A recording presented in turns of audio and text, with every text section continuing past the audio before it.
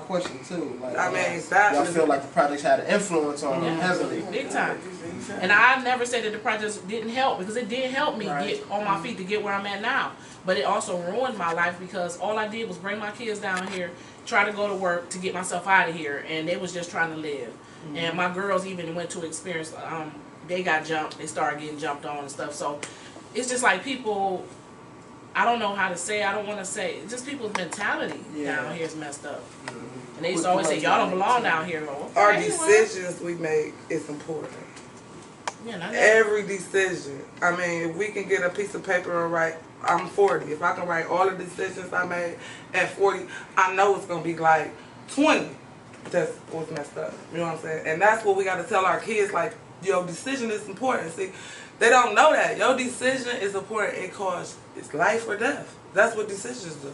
Because you can do something, make a decision to do something, and not walk back the other direction. Change your whole life. You know what I'm saying? And you don't got to be dead. You could be alive and got to live this decision. Straight up. Yeah, one day can change your whole life. One day. One day I went to work and had normal family. Next day my son was gone for life. So for life. So we have a lot of systemic issues in here, which means just just the system put us in place to struggle like this. Like when you mentioned the you're not able to be a business owner on a CNHA lease, and in Central there's 100% residents out of 100%, only 12% are homeowners. So that means only 12% qualify to be owners. The other 88% don't qualify to be owners. And then we have 60% of the people in the community don't have transportation. So without having Dave's as a grocery store, where are they going to shop? As you said, 50% make less than $10,000 a year in this community. So do you think with chances of raising your son in another community like Parma, North Olmsted, somewhere in that time, do you think that this would be the same thing? Do you think that the community plays a big part because of the systemic issues? I think Palmer and them got their ways. I lived in Cleveland. I'm going to say, before the project, I lived on 116th. It wasn't no different. They was fighting with 115th. It ain't no different. It's just, we not telling the kids the truth. We ain't telling them it's about to be hard. We making it easy for them. See, my kids used to be mad, why I can't get them shoes? Because that ain't what God said you need. You need some shoes to go to school, but you don't need them Jordans. I can't afford them. So you gonna get what you need. Period. So when they came home upset about, because they got it, you ain't getting it because I don't got it. And when I do get it, I'm giving it to the best one that's doing the best. I'm not going to give it to the person that got me going to juvenile every 5 days. You know what I'm saying? Right. But they still, you got mothers like congratulating this. True. It's too much. We can't congratulate something that's tearing our community away. And I'm not going to say, I can honestly say, to me, I don't want to say, okay, the projects it's a good place to live when you're trying to get yourself to a different level. Yeah, another level. Unfortunately, families on top of generation on top of generation be raised down here instead of learn. Like when I got my girls out of here after that stuff happened to my son, they were mad because they didn't want to leave their friends because it was like a mentality. But it was like, I'm like, but look what just happened to your brother. And they're like, yeah, but what about our friends? But a month later, they were so happy. It was the best decision I ever could have made to get them out of here. Now, one is a postal worker, and one is she's in school for nursing, and they're doing really good, and their lives is different. And I can honestly say that it was times that I used to be mad because I used to see, like she said, people having all this stuff, and then the kids want what everybody got. And unfortunately, this is my opinion, I watch a lot of people down here, and not saying that they shouldn't, but they might even have a car. They might not have regular stuff, but they'll have a $700, $1,000 cell phone, you know what I'm saying, or Jordans, or $300 shoes and stuff, and then it just makes the kids want sometimes what they can't have, and everybody is just. That's when they come back to. They come back around and like they want what everybody wants, and you can't, peer pressure. Right. No, you can't get no LA People who even have it can't even afford it. Exactly. Really. Right. They don't. They doing it. Because they grew up making sure everybody see them fashionable. Exactly. If you not fashionable, I know, it's so crazy. Like, some of these mothers don't really know how to put up a meal. Noodles and chicken tenders is really all that fucking kids eat. Unless they going to a gathering where grandma or Auntie A done made pie and greens and macaroni and cheese. Right. You know what I'm saying? They don't know nothing. You know? Yeah, they're not talking. A 21-year-old don't even know how to make spaghetti. You know what I'm saying? My granddaughter Home ec, music out of school, music. What? I love music. Questions and just elaborate on the topics that we've been going. So we're gonna start with Brother Muhammad. It haven't changed. You know, it's a consistent process, and it's mainly because we haven't properly been educated. You know, we go to school and get educated in a system that program us to continue to follow the process that we've been in for the last 400 years. That we constantly doing the same thing to each other over and over again. It don't make no difference where you go. It's a project. It's not the projects. It's a project mentality that they put us all in. And what we do is we clash against each other, not knowing that the root of it is what's internally been programmed. So we don't even look at the fact that, you know, the brain is a recorder. It's a transmitter and a receiver. So we have things that's been transmitted that we have received that we didn't even know we was getting. That was against our nature. And now it's manifesting in the black community where we have turned on each other because that's the way we've been programmed. It's not easy to stop smoking crack. It's not easy to stop smoking weed. It has become addiction because it's been habitually fed to us and we've been doing it for a long period of time. So we got a mindset that we don't even know we have. We think that the people that we're walking around and seeing, hey, Jay, what's happening, baby? That's who he is. But that's not who he is. That's what he's been made based on circumstances in the community that he's been brought up in the system that we've been brought up in. And until we understand that we haven't properly been educated, because if you ask the average black person, what do it mean to be educated? What do the word education mean? We think it means going to a greater college, getting a greater degree. Well, the person that got a degree at a higher institution, if it's a female, and we call down in the hood, the young lady that's down there, she a hoe, or whatever. But the one that's up in the college in the top grade and come out, she's a hoe. She's just doing hers on another level. So the brother that's down in the hood hustling and shooting and banging and whatnot, they hustling and banging from a whole different perspective on different levels. The basis of it is education. The word educate means to bring out. E is a prefix, means out of. Duck means to lead. So education is not so much what you put in the person, it's what you bring out of the person based on what you put in it. So if you put in me shooting craps and gang banging and selling drugs, that's what you're going to get out of him. Shorty in the house watching his father come in the house hustling every night, got blood on it from somebody he just shot, and he see that. So what he see is getting programmed. So when he get older, he don't want to be no doctor. He want to be what his father is, because that's what he done seen his father do. So we be fighting against each other, not knowing it's not us. It's the system that we've been programmed with that make us to what we are. So now we in a constant fight against each other trying to bring solution. So we say the Arabs in the community, they ain't making it no better. Well, leadership on our part ain't made it no better because they sold out a long time ago for the money, for the biscuit that they got behind closed doors. So now they left the community where we're cannibalistic, where we're killing each other, eating each other's flesh, not understanding the fact that that's your brother, man. He might come from a different mother, but he comes from the same essence that you come from. You know, I've been going to the juvenile, I'm going to cut it short. I've been going to the juvenile for the last 25 years, talking to the young men and young women in the juvenile detention center. They don't have no clue who they are. When you ask a black person, who are you? They give you their name. They don't know who they are by their nature. They don't know their name is just how I identify you. But who are you by your nature? You take a lion and you bring it up as a cub. You can make it whatever you want to. You can make him become a pussycat. He won't know how to roar because he ain't been around his mother and his father because you stole him away from them. So that's what happened to us. We were stolen from our source. So now we walking around and thinking, little J is my name, little Kim is my name. You know, I got to walk with this swag. I got to do this here and that and the other. And not knowing that you ain't being yourself, man. But how is somebody going to tell you that when they ain't being themselves?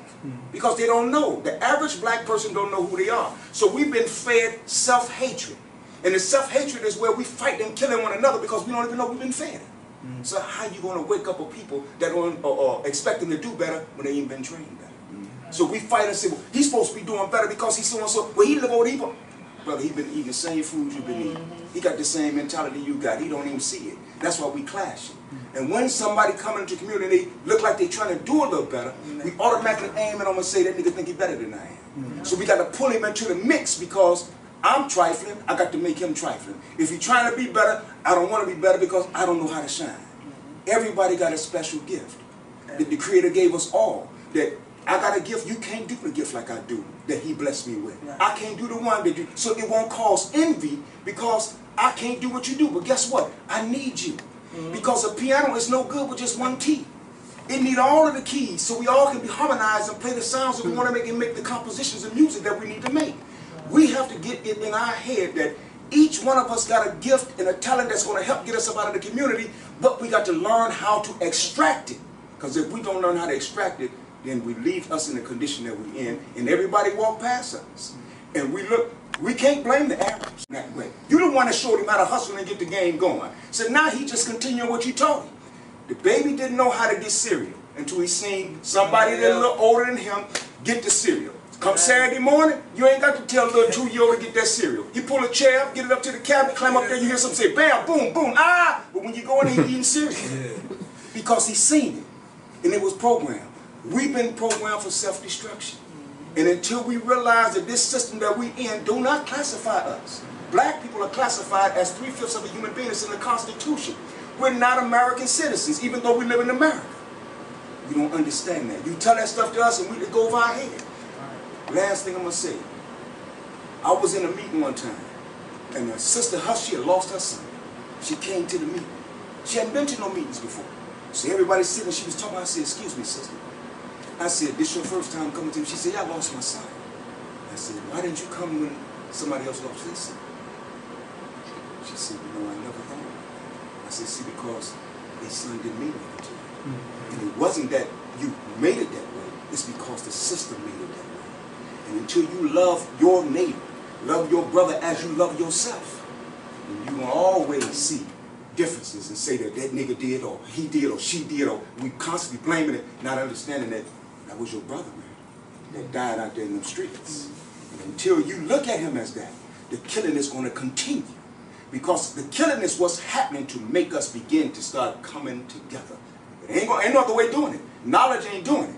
Because we ain't even listening to that. The fast lane got us drawn into it, and we just running 100 miles an hour trying to get that next pair of Jordans. So the killing have to continue, because that's what God is using to make us wake up, to come into love and harmony with one another. And it's true. Something he said is true. You notice that 90% of people, 80% of people do not think about God or higher power or anything like that till somebody's dead or somebody's hurt real bad or somebody's raped or killed, and that's when everybody come together and say, oh God, we need to pray. So we need more prayer, we need more higher power, whatever people, some kind of something over other than us to understand that life is real and we need some guidance out here. It's sad. Can I ask a question? Just on the basis of what Sister just said, because black folks ain't gonna talk about bringing God into the equation, because that's in our nature. But if you ask the black person, who is God? You can't tell. Is the God that we've been taught by the Caucasian the same God that's in the Bible? It's not. Then who is the God that we supposed to be serving?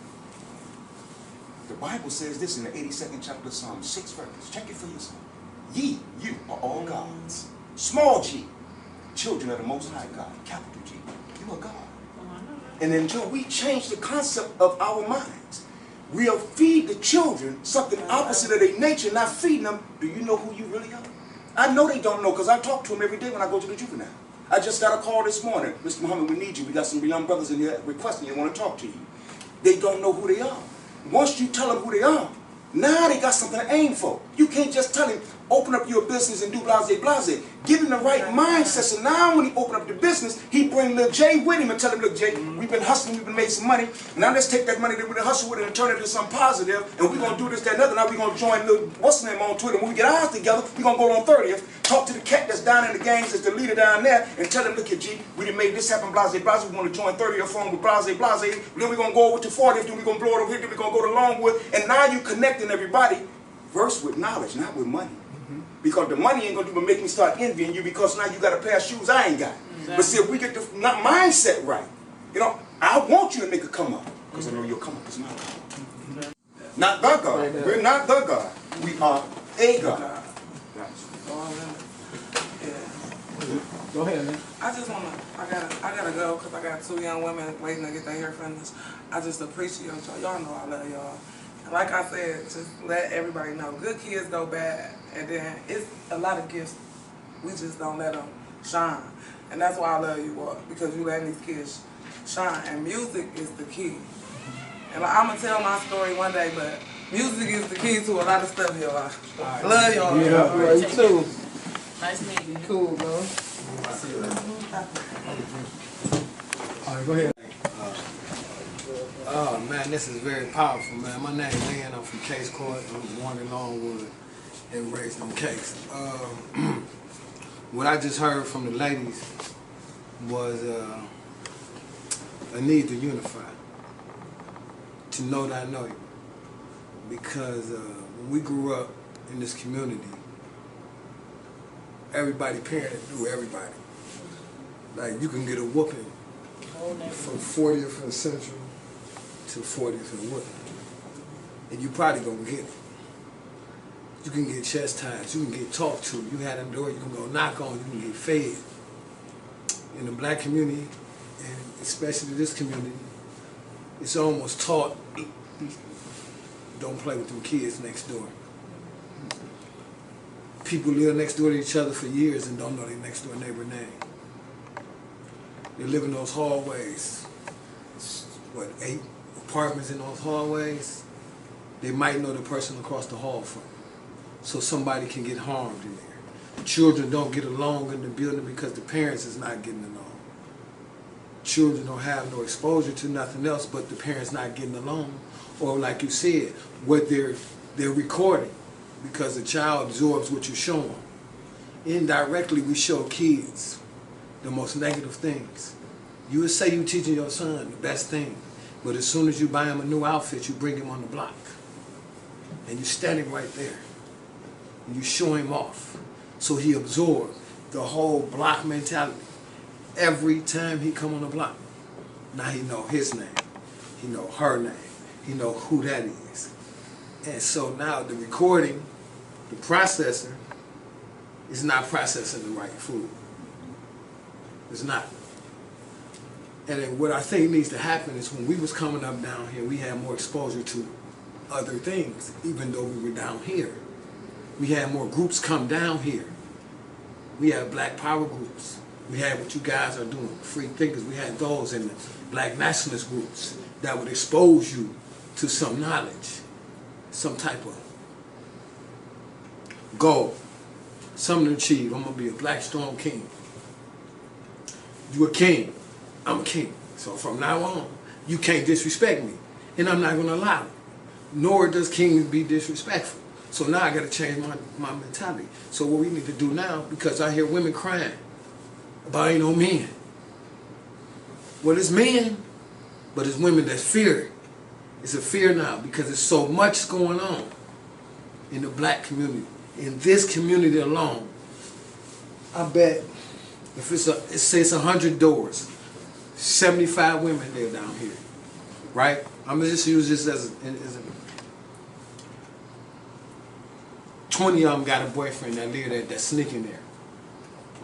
The other 45, 55 of them struggle. You know why? Because somebody told them, forget your helper. You don't need your helpmate that was created for you. This is how kids get lost. This is where I'm going.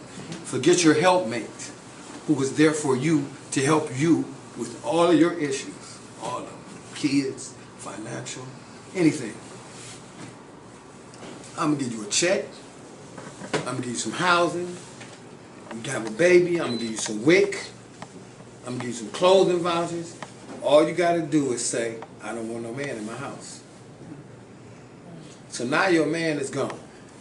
So now he everywhere. Now he a cheater. Because see, now he can't even be with his woman. So now he over here. He over here. Now he ain't nothing by everybody who don't know what's going on. Facts. You don't know what's going on. You don't know why he ain't there. He tried that. They said you can't. She said you can't. That's on the cemetery lease. You can't be married. You can't be married. None of that. Okay? So now, you got your son running around here in the projects trying to find somebody to look up to. He hanging at POC. There's some good stuff going in there. But the loud dudes that's in his school that he hear 80% of the day is with your child, with your youth. He's with you 10% of the day maybe, and the rest of the day he's asleep. So he's getting a whole lot of programming that's not showing him no substance. He's not getting no substance. He's being raised by his own youth. His peers is raising your child. What do they have to stand on? We dropped the ball. I'm 50. Women who lost. this is so raw because we was just talking last time about like farms, growing gardens in the neighborhood. Yeah, gardens. Everybody mama helped. Everybody daddy helped. All the kids helped because we cared. From one chair to the next. We lost that. But we know what happened. But the thing is, today we got enough people who are trying to do something different. So if you got any strength, I'm asking the dudes who run something, if you got any intelligence or any power, anybody that listen to you, if you don't want to do it, just tell them something else to do. Just say, man, look, you really ain't got to get in this, man. You know. Hey, Walt, question. Okay, now your opinion. Where do you think black people in the neighborhood need to start as far as getting up back on the right track? In my opinion, where do we need to start? It has to start with unity. I feel like as us as elders, I'm 32 now. I feel like just providing them with the information, the educational process, because that's what we lack in the community. We do lack education. You know what I'm saying? For starters. And I ain't talking about science, science, English, or social studies. I'm talking about knowledge itself, where we come from. Morals, principles, and values. How to run a business, a 501c3. What is that? What is a 1099? You know what I'm saying? Like, we need that information. And I think the educational process is important because, like I said, we are emotionally driven. We're not fact driven. So we just instantly react off emotions, off the trauma in our life. That's in any black community, whether it's up the way, down the way. We didn't watch our best friends die. We didn't see our one of our parents go to the hospital, be diagnosed with diabetes. Now we don't want to go to the hospital, but you know why? Because it's emotional attachment. It's not facts. Like you said, like the lady said, we need to go to the doctor. Her dude died from a tooth, but we not going because we being diagnosed with something every time we go there. So we too emotionally driven, man. So if I go back to it, like I said, the educational process is where we need to start, and we need to educate our younger generations on who we are and opening businesses and just providing for ourselves. But if we don't know how to open a business, we never gonna do it. Right. So the education Also, piece is we definitely got to reprogram our minds though with some morals, principles, and values, because the morals and principles and values that we have today is the reason these communities are like this. Not just down here. The morals, the principles, and the values have been lost. We was taught that. We didn't teach y'all that. We taught y'all the 10 crack commandments, right? Y'all watched us like he said. Just like the little kid watched us, did the cereal scenario, same difference. So y'all didn't get to see us doing the stuff with grandma, going to help Miss Johnson, go pick her trash can up and drag it out. Don't let Mr. Brown, 60 years old, cut his grass. Y'all didn't see us. You know, you didn't get to see that down here, but you know what I'm talking about. So y'all didn't see us doing that. What y'all seen us doing is what y'all doing. And so what y'all passed down, not everybody. When I say this, I'm not saying everybody. You just include yourself. You know who I'm talking to. So now they lost. So the thing is to educate the ones you can educate. You can't keep fighting a blank battle. Absolutely. You can't keep fighting backwards. Absolutely. And the parents, if you got a child and he doing some of this stuff, would you please stop clapping and applauding him because he gave you $50 when he came in the house, or he bought you a trip to Florida? Come on. You're getting people killed out here with that. You're getting people killed just by glorifying your child's activities. He can't go home and get disciplined. Can't nobody out here discipline. He only gonna listen to you. You gotta stop it. It's ridiculous, man. You just gotta stop it. Communities helped each other. We got whoopings by the neighborhood. Now, I remember when we stayed down the way, I was saying something to one of my neighbor's kids, and she said, "Don't say nothing to my children. Don't teach them nothing." And I said, "You ain't never there. You ain't teaching them nothing." And she actually wanted to fight me because I was trying to discipline her kids. So like you said, we need community involvement when it comes to our children and caring and loving and showing some love to these kids. Because there's so many children that I brought in my home when I lived down here to feed them, to just have a safe place to go. Like they used to, when we moved, they said, "We hated you moved. We always loved to come to your house." Because it was always love and food and fun and laughter and not dealing with what's going on out here. So we need more of each other sticking together to take care of these children. It takes, like they said, it takes a village to raise a child, not just one parent or two, especially not one. But we need to help each other. And I raised my child right. He said I brought him down here and all hell just broke loose. But I don't know. I don't know what the reason. Nothing is an accident. They say, I don't know. But I was trying. I moved down here with 2 jobs. But just trying to get myself together and then get out. And it didn't happen that way. I didn't get out till I lost my baby. So then he played a part in somebody losing their baby. So unfortunately, I think the community does play a part because people are not sticking together and showing love to each other. Everybody, like you said, everybody's showing hate. Everybody's showing against each other. No, like he said, nobody's teaching the kids nothing better. It's like no fathers around, and sad to say, these kids are lost. You know, I was talking to a brother. He played a great role, but he's a little older than most of us. He was a hustler and did a whole lot of different things in the streets. And it's funny that, you know, they realize the mistakes that they made when they get older. Of course. You done lost all your youth now. And now you're turning your life around. It ain't never too late. But you also had glimpse in your mind saying that what you was doing was wrong. I know that because I used to hustle. And it used to come up in my mind and say, you know, you're doing wrong. You're out here killing your people out here in the streets. So we can't knock all of the bad unless they stay bad. Because the things that you go through in bad can be turned around.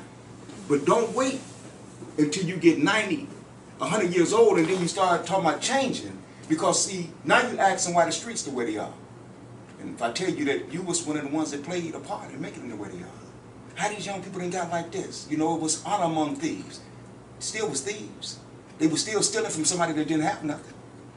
So we haven't been educated as we know properly to be able to do what we need to do. So unity is a strong factor, but this system is going to snuff out anybody that stand up or try to come together to bring the unity because they know who we are. See, it ain't about them just doing it just to be doing it, or the system is just like this to be like this. You got to ask the question, why is this focal in the black community around the world? Why is it that the Caucasian is always cycled at keeping drugs and alcohol in the black community? You ain't even got to ask the question about it being an ass because they alcoholics and drunks and thugs and whatnot anyway. That's their nature. It was gangsters from number one. They the one that taught it to us. And they now turn it on us and say, y'all are thugs. What if we was on the news and called white folks when they kill somebody, that crazy bastard? The black man ain't going to say that because he's too afraid of white folks to say it on the news. But they'll come out and say, it was a thug. And you know who they talking about. They talking about black folks. They always label us as being bad when they the ones that taught us and all we doing is just practicing their behavior. And they worse than that. And they worse. But if black folks will tell you, and y'all know this, they'll say, that even the news guys will say, we can't report the bad in the white community. We're taught to report the bad in the black community. See, it's a mentality that we've been locked into that to get out of it, some of us is going to have to die. And when you talk like that, black folks start running. Because see, we don't want to die. Not for the wrong thing. Not for the right thing, but we want to die for the wrong thing. So if you tell a brother that's in the street hustling, you know what, G, I seen the way you was getting that paper the other day and you pulled that pipe out and shot that nigga, you own it. You're like, yeah, nigga, you know what I do? I handle mines like that. But if you say to him, well, I seen you doing it right, trying to do it so and so and so on, he don't want to hear that. Because he's been programmed with a negative mentality. He only feed off the negativity. So I'm a gangster. That's the best life to live. If you try to teach him to do it from the right perspective in the black community, it's hard because now he got to come up against his peers. And his peers is looking at him and saying, nigga, you trying to walk right? Is you crazy? Right. See, you can be gangster being right. But just use the right tools. I don't care what kind of mechanic you is. You're a mechanic. If I'm a mechanic and I fix cars and he's a mechanic and he fix wash machines, we both mechanics, we just use different tools. So it's all about how we use the tools that we have to help bring our community up out of the condition. But know for sure, to stay in the condition that we're in. That's why the prison system is based on monetary. And everybody is invested in the prison system because it keeps money going to the big powers, the corporations, that they ain't trying to see these young brothers not go to the juvenile detention center. It's from high school or junior high school right into the system of the police, the judicial system, because they make big money off of housing us and bedding us. $35,000 for each one of them young brothers down in the juvenile detention center every year. Over $50,000 to $70,000 for the older ones that's going to penitentiary. You think they want that to turn around? No, and that's why they don't allow them to come home. That's why when they do those, they don't let them come home because they making millions and millions of dollars off of them. And if he go in there and he got a head on his shoulder that brought gangs together, they know that we want to keep him doing gang violence. We don't want him to bring black folks together in unity because, see, he got the power to do that. If you can bring them together in the negative, you can bring them together in the positive. But make sure that nigga stay doing it in the negative and never do it in the positive. Because if you do it in the positive, he gonna turn the black community around. And now, we won't be able to control him no more. So everything that we do, they steal it. They don't even steal it no more and hide it. They steal it right in our face now. We get a beautiful singer, a beautiful dancer, a beautiful entrepreneur, and they doing great things. They get rid of them, and they show a white person doing the same thing. When Muhammad Ali was great and doing what he was doing, who did they bring on the scene and steal Muhammad Ali's rap? Sylvester Stallone. They made a great white hope for us through television, and we started watching Rocky, playing Rocky, and we forgot all about what Muhammad Ali was doing from the real perspective, and this was television. Because they saying, you black folks are the greatest. But we can never let y'all recognize that, so we got to always keep something in the community to keep y'all down, to never get y'all up, so that way y'all never leave us. If we ain't even got to fight with white folks, all we got to do is say, just stay the hell out of our community, we going to stay out y'all. We don't have nothing to do with y'all. They going to beg to get back to you. Because they know that we can't do nothing without y'all, because we are the shadows that y'all lead the way with. Exactly. We wouldn't sit around and watch no damn white folks playing basketball all day long, because ain't no soul in the game. They got to have us in everything that they do. Because they know y'all are the source to it all. If you move the black man off the planet, you ain't got no planet. Exactly. But black folks don't know that.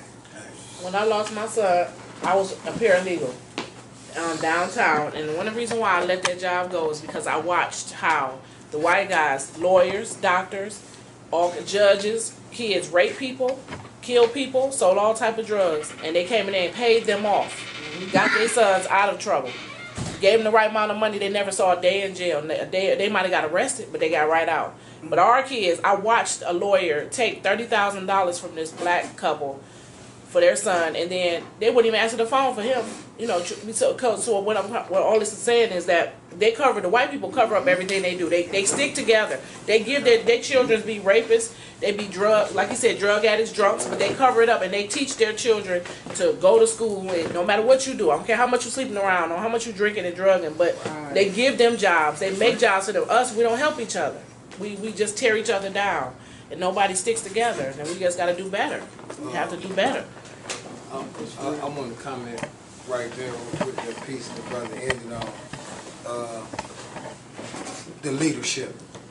Like, forever, every time we get a strong leader, and even on a small scale in the community, on a big scale, anytime, Martin, Malcolm, anybody that speaks up for us, that has any real power, that can move a crowd. When they saw Malcolm X move that crowd, that was real. That was too much power. They said it. They said ain't no black man got no business having that much power. That was the most powerful statement in that movie. Because a black man can move his own people. He moved them with a finger point. Without saying a word. I mean, it was like fabulous. Walk. I'm saying that to you and the free thinkers. Like, it might get tough because you're changing the community. See, they might not like you. They love this. Who got killed in the gas station the other day? I was sitting in the parking lot right here watching the detectives, and it was one black officer for 2 hours that I sat there, and he got out of the coroner's van, the crime scene van. It was no black police in our community. That's dangerous. Nobody gives a fuck.